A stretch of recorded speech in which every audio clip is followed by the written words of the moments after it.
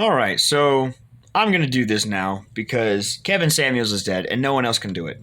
Okay, that man saved my life long after he was already dead, and I'm gonna do this for him. I'm gonna pick up the sticks. I'm gonna carry him all the way for him. All right.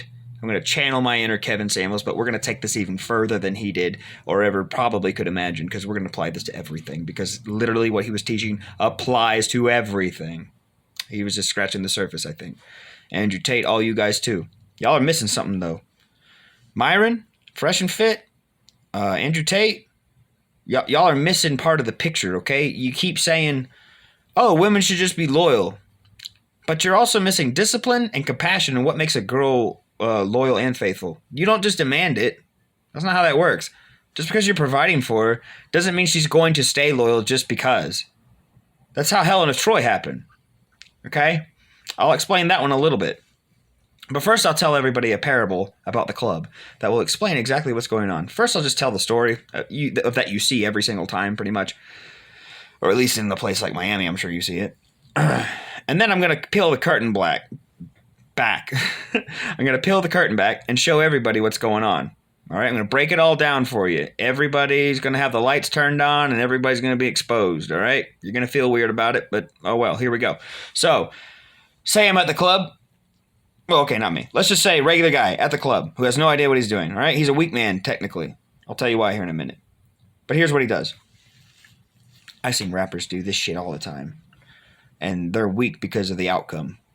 So you throw $10,000 in the air, the women move towards it. Right, then he goes to the VIP section, he pops bottles. Whores come over, he entertains them. They all start acting like whores, right? And then he takes them home and he smashes them. Then they get ghosted and they, get turned into side chicks, that kind of thing. And they just say, he's a Chad, he's an asshole. Not true. That's not what happened at all. Okay, first I'm going to break this down. Chad isn't real. He's not real. He's a reaction to what you're doing. Hoes aren't real either, by the way. They're cyclical. They're causing each other. Okay? So here's what happened. Let's say it's me, because I'm a strong man. I know what I want. I know what I'm looking for. I'm not stupid. I have $10,000. I take it to the club and I throw it in the air. 90% of the people I already know that are going to be moving towards that with any sort of urgency are going to be girls because you're hypergamist. You only date at your level or above. Money equals security for you, right? Money equals resources equals security. That's what you want because you just want to feel safe. Your feelings especially. So, since you're at the club and you're suddenly like, oh, I like that guy. He's got resources. Like you just start looking at me a little bit different, right? So I go over to my VIP section. Now, all the undisciplined girls are going to go over to me and start acting like whores. They're not really whores. They're probably, some of them could be the sweetest girl in the world. You'll never fucking know it though, right? Because she doesn't know that she's already been disqualified because I did that for a reason. I threw that money up in the air just to sort her out. But she doesn't know she's been disqualified because we reject you silently. Why the hell would we tell you, get the fuck away from me? We're not going to turn down free pussy. We'll take 10 of them at a time if we can. If we see that you don't even fucking respect yourself, right? Because you have no idea what I want. You have no idea what you want. You just saw the money and you moved because you have no discipline.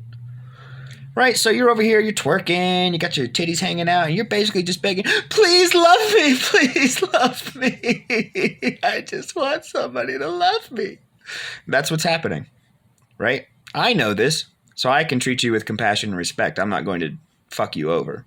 But here's what a guy would typically do. And also, if I just didn't give a shit about you, this is what I would do.